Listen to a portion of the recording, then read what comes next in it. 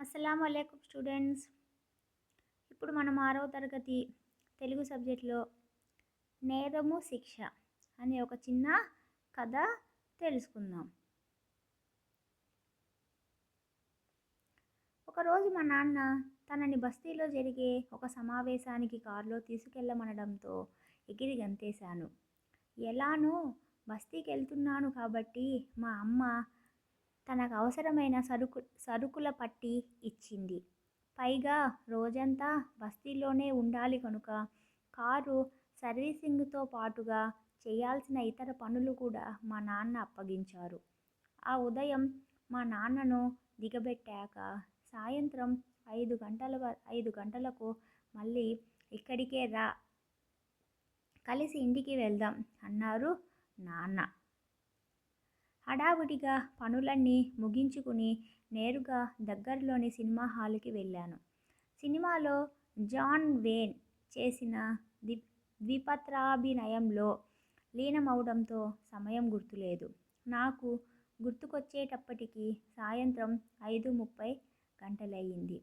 నేను గ్యారేజ్కి పరుగెత్తుకెళ్ళి కారు తీసుకొని నా కోసమే ఎదురు చూస్తున్న మా నాన్నను చేరేటప్పటికి సాయంత్రం 6:30 గంటలయ్యింది. ఎందుకు ఆలస్యమయ్యింది అని ఆతృతతో నాన్న అడిగారు. జాన్ వేన్ సినిమా చూశానని ఆయనకు చెప్పడానికి సిగ్గుపడ్డా నేను. ఆయన అప్పటికే గ్యారేజ్ వారితో మాట్లాడి ఉన్న విషయం తెలియక కారు సిద్ధం కాలేదు, నేను వేచి ఉండాల్సి వచ్చింది అన్నాను. అబద్ధం చెప్తూ పట్టుపడ్డ ఆయన నాతో నిజం చెప్పేందుకు ధైర్యం లేకపోయింది నీకు. నిన్ను పెంచడంలో నేనేదో తప్పు చేశాను. నేను ఎక్కడ తప్పు చేశానో తెలుసుకునేందుకు 18 మైళ్ళు నడిచి ఇంటికి వెళ్తున్నాను. దాని గురించి ఆలోచించు అన్నారు. సూటు బూటు వేసుకొని దర్జాగా ఉన్న ఆయన చీకట్లో దీపాలు లేని ఆ గతుకుల రోడ్డు మీద నడవడం ప్రారంభించారు. ఆయనను వదిలి వెళ్ళలేని నేను, బుద్ధి తక్కువగా నేను ఆడిన అబద్ధం వల్ల ఆయన అనుభవిస్తున్న ఆవేదనను చూస్తూ 5:30 గంటల పాటు ఆయన వెనకే కారు నడుపుకుంటూ వెళ్ళాను. అక్కడికక్కడే ఇక మళ్ళీ అబద్ధమాడకూడదని గట్టిగా నిర్ణయించుకున్నాను. మనం మన పిల్లలను తిట్టి కొట్టి శిక్షించే పద్ధతిలో ఆయన నన్ను శిక్షించి ఉంటే నేను పాఠాన్ని నేర్చుకొని ఉండేవాడనా అని అప్పుడప్పుడు ఈ సంఘటనను గురించి ఆలోచిస్తూ ఆశ్చర్యపోతుంటాను. నేర్చుకుని ఉండేవాడను కానని నా నమ్మకం. ఈ శిక్షను అనుభవించి మళ్ళీ ఎప్పటిలాగే అదే పని చేసి ఉండేవాడిని. కానీ ఈ ఒక్క అహింసా చర్య ఎంత శక్తివంతమైనదంటే అది నిన్ననే జరిగినట్లుగా అనిపిస్తుంది. అహింసకున్న శక్తి అటువంటిది.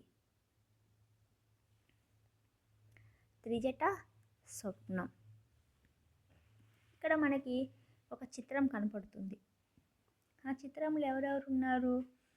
ఒక అన్న, ఒక చెల్లెలు ఉన్నారు. అన్న చెల్లికి ఏమని చెప్తున్నారు? నాన్నగారు వైజాగ్ నుండి రేపు వచ్చేస్తారు, బాధపడకు అని వాళ్ళ చెల్లెలకి చెప్తున్నాడు వాళ్ళ అన్న. ఇక్కడ కొన్ని క్వశ్చన్స్ ఇచ్చారు, వాటికి ఆన్సర్లని తెలుసుకుందాం. ఈ చిత్రంలో ఎవరెవరు ఉన్నారు? ఈ చిత్రంలో అన్న చెల్లెళ్ళు ఉన్నారు. పాప ఎందుకు బాధపడుతుంది? పాప నాన్నగారు వైజాగ్ వెళ్ళి ఇంకా రాలేదని బాధపడుతుంది. అన్నయ్య చెల్లికి ఎలాంటి మాటలు చెబుతున్నాడు? అన్నయ్య చెల్లిని ఓదార్చి ధైర్యం కలిగించే మాటలు చెబుతున్నాడు. రావణుడు సీతను అపహరించాడు. సీతతో లంకకు చేరాడు. అశోకవనంలో సింసుపా వృక్షం కింద ఆమెను ఉంచాడు. తనకు అనుకూలంగా సీత మనసును మార్చమని రాక్షస స్త్రీలను ఆదేశించాడు. రాక్షస స్త్రీలు ఎన్నో రకాలుగా సీతకు నచ్చచెప్పే ప్రయత్నం చేశారు. చివరకు చంపుతామని భయపెట్టారు. ఆ సమయంలో అంతవరకు నిదురించిన త్రిజట మేల్కొంది. తనకు వచ్చిన కలను గురించి కప్పలాగా ఉన్న తోటి రాక్షస స్త్రీలతో చెప్పింది. అశోకవనంలో కష్టాలలో ఉన్న సీతకు త్రిజట చెప్పే ఓదార్పు మాటలే ఈ పాఠ్యభాగ నేపథ్యం. మనకి ఈ పాఠ్యభాగం యొక్క రచయిత్రి కవయిత్రి ఎవరు? మొల్ల. మనకి పాఠాన్ని రచించినది ఎవరు? త్రిజట స్వప్నం అనే పాఠాన్ని మనకి రచించినది ఎవరు? కవయిత్రి అత్కూరి మొల్ల. ఈమె 16వ శతాబ్దానికి చెందిన ఆమె.